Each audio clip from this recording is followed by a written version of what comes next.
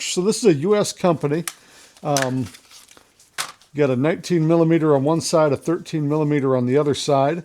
So depending on what size your bar nuts are. But here's the moneymaker here. It's ratcheting. Now, I do like that this is a low profile design. These low profile scrunches are really important because if you do have a wrap handle that comes over your bar nuts, one of the bigger scrunches doesn't like to fit in there. So this thing's pretty low profile and it'll fit under those wrap handles.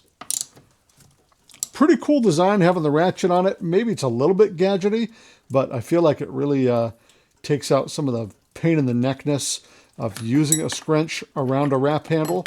It'd really help if I had an example of a wrap handle here with this ratchet scrunch, because look at that.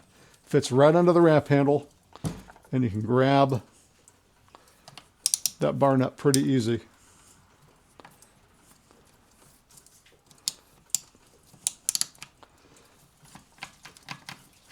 So I guess that's a win for this this tool here. Another thing this thing does is you'll notice there's a kind of a notch to the flathead here. That's so you can get into your bar and clean your bar out. A lot of good scrunches like this one also have that neck to it.